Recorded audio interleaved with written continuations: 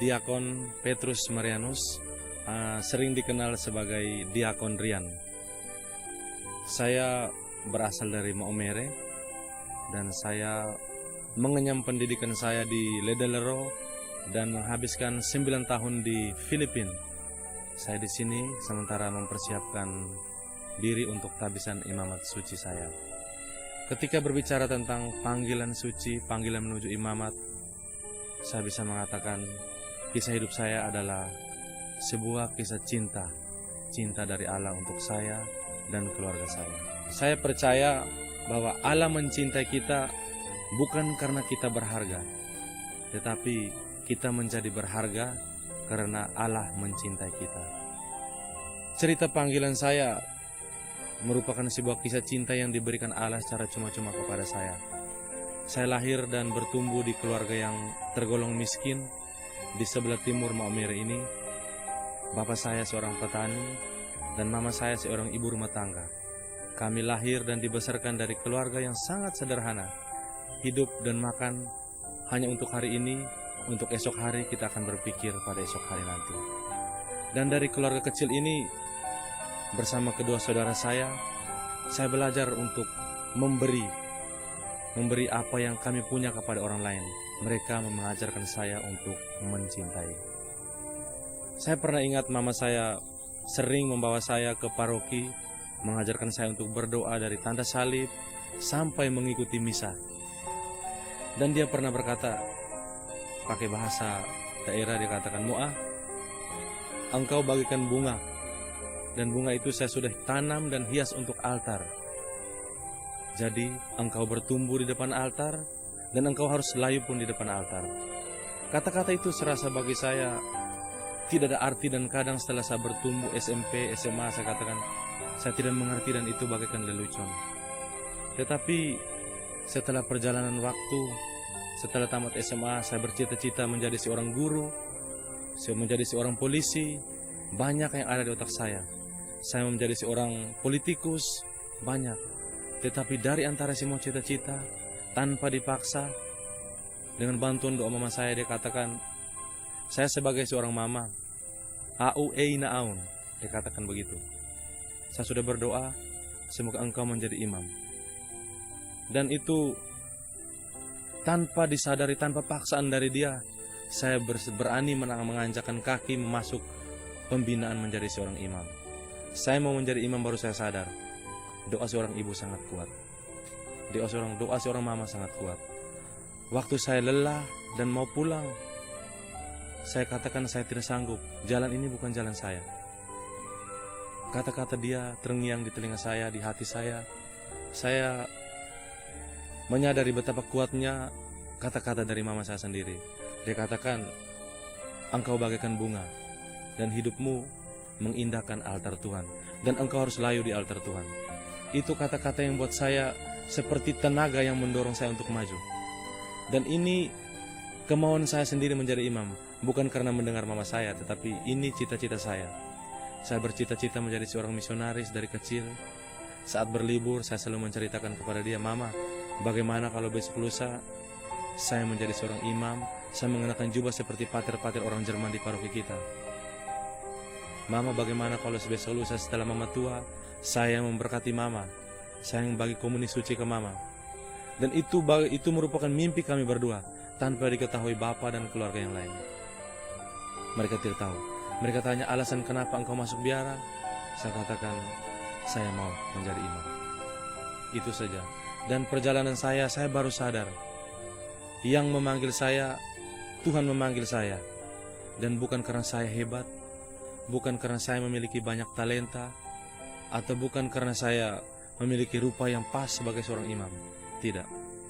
Saya sadar, saya punya banyak kekurangan, dari tutur kata saya, dari tingkah laku saya, dari ilmu pengetahuan dan kemampuan intelektual saya mempunyai banyak kekurangan. Tetapi saya dipilih Tuhan karena Dia telah lebih dahulu mencintai saya. Saya menjadi berharga, saya menjadi imam karena Dia terlebih dahulu mencintai saya, bukan karena kehebatan saya. Dan saya yakin Dia memilih saya bukan untuk mempermalukan orang lain, atau menonjolkan keluarga kami bahwa bapak saya atau mama saya orang hebat. Tidak. Dia hanya semata-mata mau memakai saya untuk menjadi alatnya.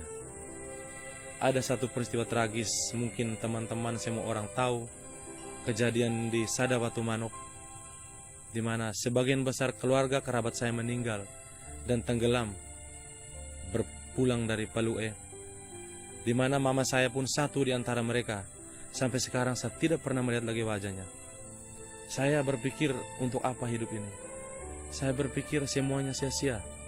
Dan saya setelah melihat banyak teman frater diiringi oleh orang tua menuju ke altar Tuhan, kaul kekal dan tak habisnya, saya katakan, saya pasti sendiri.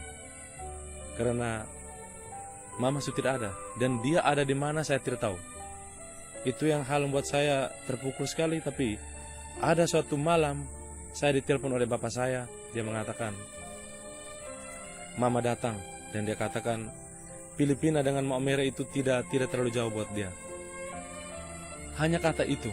Dia katakan Filipina dan Maumere tidak terlalu jauh. Dari kata-kata itu kembali terngiang dalam hati saya. Dia katakan, engkau bagaikan bunga, engkau mekar di altar, dan engkau harus layu sampai akhir di altar. Saya dalam keadaan seperti itu, saya mengatakan, Tuhan, berikanlah saya kekuatan, karena saya juga mau jadi imam. Dan paling tidak dengan menjadi imam, mama saya bisa diselamatkan, dan orang-orang yang menderita bisa diselamatkan, dan saya bisa berbuat sesuatu untuk gereja. Jangan buat hidup saya untuk jadi sia-sia, atau jangan membuat hidup saya menjadi kendala bagi banyak orang, tetapi biarkan hidup saya ini menjadi berkat. Kekuatan seorang ibu, seorang mama yang begitu luar biasa. Dia telah tiada, dia telah berada di surga. Dan sampai saat ini saya katakan, dengan begitu percaya diri saya katakan, saya lebih beruntung dari Tuhan Yesus. Saya ulangi, saya lebih beruntung dari Tuhan Yesus. Mengapa? Karena Yesus hanya punya satu ibu di surga, Santa Maria. Tetapi saya memiliki dua ibu, ibu kandung saya dan ibu Yesus sebagai ibu saya. Jadi setiap kali saya berdoa, saya selalu yakin semua doa saya didengarkan oleh ibu saya, dan ibu saya akan meneruskan itu ke ibu Tuhan Yesus, dan semuanya pasti terkabul. Dan saya tahu saya tidak mungkin jalan sendirian. Banyak penderitaan, banyak salib. Saya dicemoohkan oleh orang-orang dekat saya. Saya diragukan oleh orang-orang yang mengatakan mereka mencintai saya. Tetapi sekarang, setapak lagi saya akan menjadi seorang imam. Pertama-tama saya hanya mau mengatakan, Tuhan, tolong beritahukan kepada mama, terima kasih banyak, dan tolong beritahukan kepada dia, saya sudah menjadi imam. Temani saya, dampingi saya, dan mari kita berjalan sama-sama sehingga saya pun bisa layu di altar atau mati menjadi seorang imam yang baik buat gereja. Teman-teman, saudara-saudari sekalian, kita menjadi berharga bukan karena kehebatan kita, kepandaian kita, tetapi kita menjadi berharga karena Tuhan mencintai kita.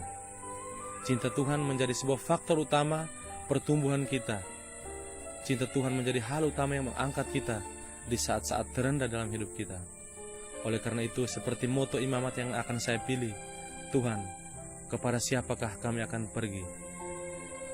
Menggambarkan hidup saya yang begitu pontang-panting. Saya berjalan sebagai seorang pengemis. Saya meminta jalan kemana-mana. Saya ingin berpetualang kemana-mana. Tetapi pada akhirnya saya katakan, Tuhan, saya tidak mungkin kemana-mana. Karena Engkaulah Tuhan yang benar, pemilik sabda hidup yang kekal.